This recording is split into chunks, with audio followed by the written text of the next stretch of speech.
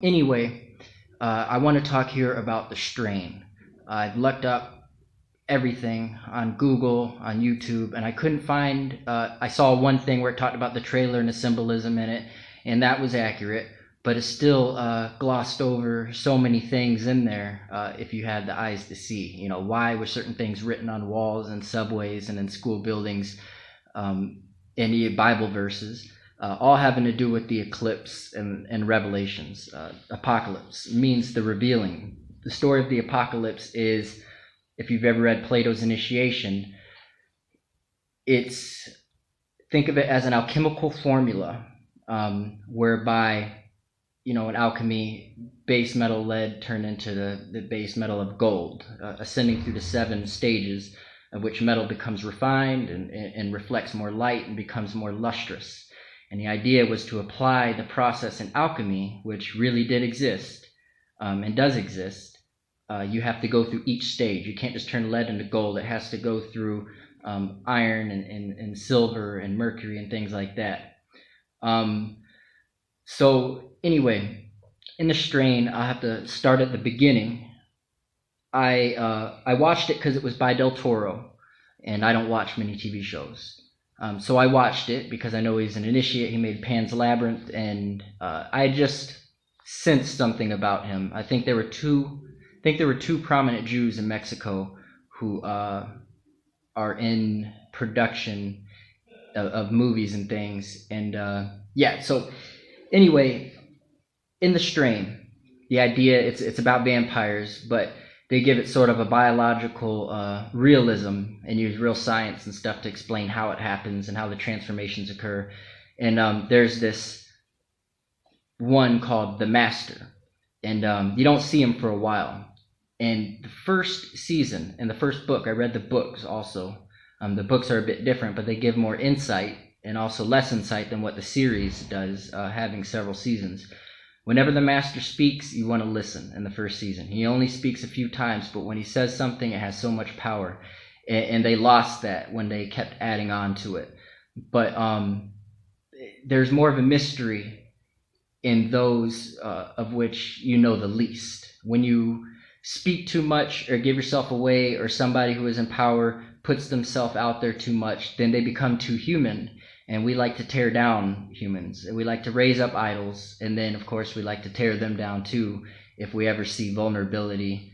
Humans are a vicious thing. And what the Master represents when he converts people into being under him, sort of mind-controlled vampires, is he takes away their free will, in a sense, but he frees them as well, because everything is provided to them, and he only has so many to where he knows it's sustainable.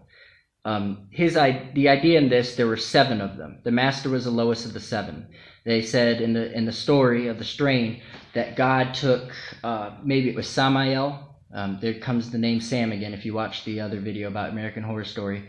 Samael is the devil, is Lucifer, is Satan.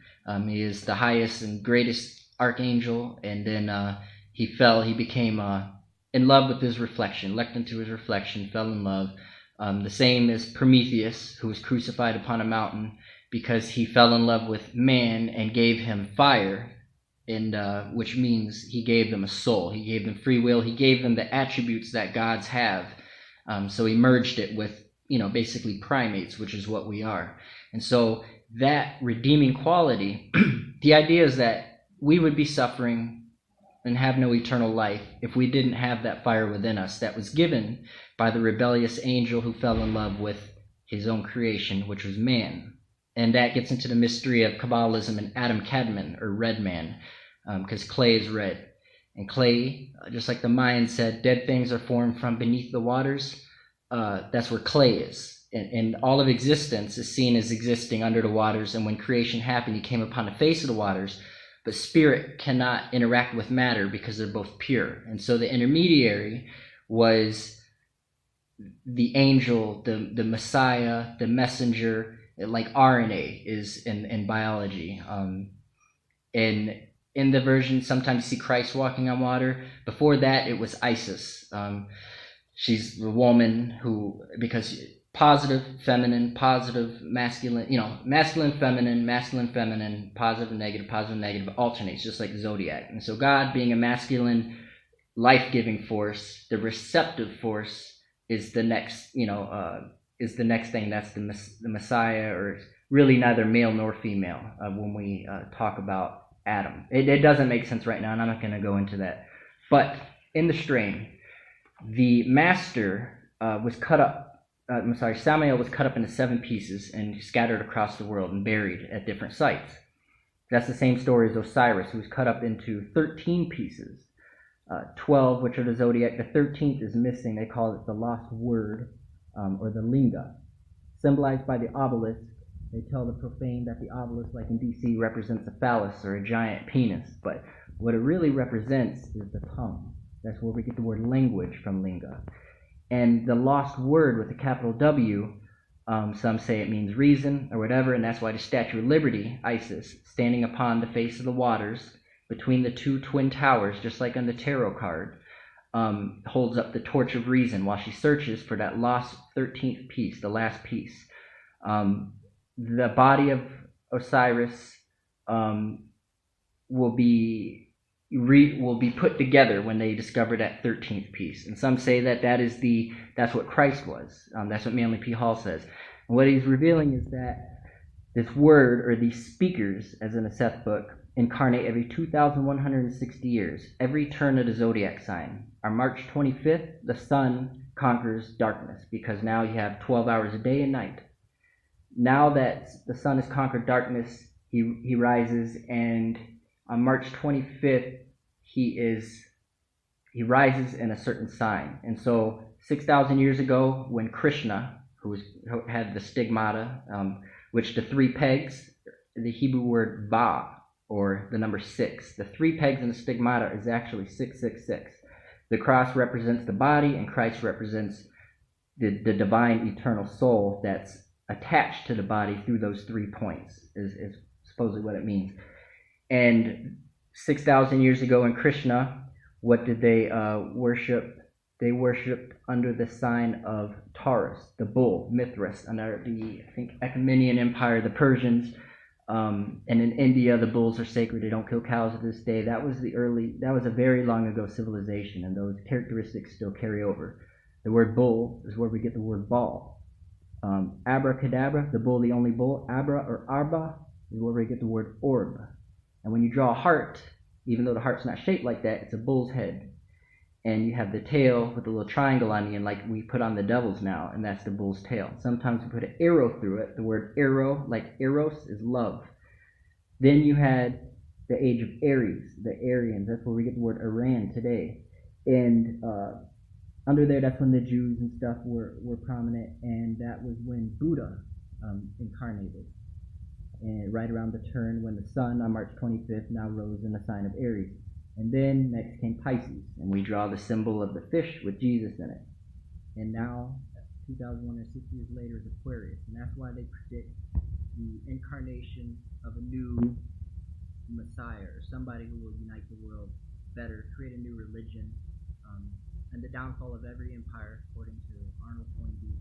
All new religions formed after the greatest power of the time broke down and started conquering from without, which is a whole other story. The master, so in this story, there's 7 pieces. 3 of the vampires sit in a triangle under Europe, and 3 of the vampires sit in a triangle, symbol of the Illuminati, under New York. And they govern the world. They have all the money and the wealth because they've lived a long time, and they can back certain people. They are beyond the laws of life and death as we know it. The master is the 7th one. He's the rebellious one. God buried his place under the deepest part of the ocean. And so what the master does is he breaks the truce between humans and these sacred elite alien type beings or whatever, and he wants power for himself. Now, he cannot come to power until he crosses the Brooklyn Bridge, and this is important. When Osiris was cut up, he was put into a coffin, and it was sealed with lead and sent down the Nile. Same story like you have with Moses and a bunch of other leaders, where the Messiah is born. There's a tyrant or something and is whisked away down a river as a waif, as a baby. And the story today, or what it will be a couple thousand years from now, is that Hitler tried to prevent the prophecy come true, like King Herod, and the other ones did for Buddha and for Krishna, same story, and was whisked away to the west to grow, and then return back to his homeland to lead a revolution. Same story in Hercules. He's sent away as a youth, comes back strong and re-enters, and he's brought in by Chiron. That's the bearded man. He represents Saturn. And Saturn is important. It is all throughout the strain. When you look at the title, the strain, the T comes around like a ring, and then you have what looks like that eclipse in the background. And in the latest iteration of the ring, Samara, the girl, remember this name, Kamara, Samara, there's a whole story about how that happens, but they put a lot of wisdom and knowledge into the latest ring as well. But when you see the well being closed by the turning of that stone, that's how when Jesus, they say when he rose, the stone, the morning stone or whatever, would turn over, and it looked like the light was just coming around as it turned over. The latest Star Wars, when the Death Star goes to destroy that planet, there was no reason to do this other than to keep talking about this eclipse, which is also prominent in the strain.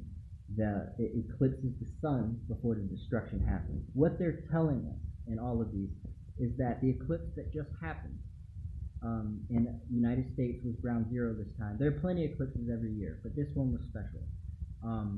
This one is supposed to be followed by a comet in the sky. That's what we look for now if you're into symbolism and omens. And so in here they have the casket before they get him across the Brooklyn Bridge. They say if he crosses the Brooklyn River, it's game over. And so this rich man who is old, he's a billionaire from New York, lives in a sort of Trump Tower type ivory tower overlooking everyone and despising humanity. Never really loved anyone, just always wanted more. He was all about himself and had everything. And his financial firm, his real estate firm is called Stoneheart Group.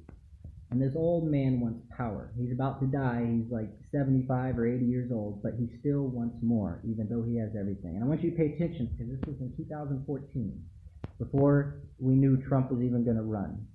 And so he pays this guy, this little criminal guy, this Mexican guy, who has the 3 dots on his hand. And they talked about with the old Jew Satrakian that it means thief or whatever, and it's a cartel or whatever. Whereas Satrakian says it means a broker, a salesman, a businessman in his tradition. The 3 dots were prominent in there because the 3 dots represent Freemasonry. The Argentine Ashton, the Silver Star Society, Sirius is a trinary star system. And if you look into the Dogon tribe in Africa and however they knew it for thousands of years, but they knew it, and we only discovered it recently. So Sirius is what the star represents in the Silver Star Society. So the casket that the master comes in, if you look at it, it's an elaborate thing. It's got death with the scythe, who comes and reaps. You reap what you harvest. It's karma in a sense. Saturn is a disciplinarian. You don't get away with anything, and you're going to answer for everything you've done. So where Saturn is in a chart in astrology, if you believe in that stuff, that's what it represents. And we're just concerning ourselves with the symbolism, not the reality of these things right now. And so he gets taken across the bridge. They can only cross water with the help of a human. What that means, when you die, they say the ferryman takes you across the river Styx. Every culture has a different version of it, but there's a river or a body of water that you cross. Just like in order to incarnate the cosmos, God had to come upon the face of the waters and then act upon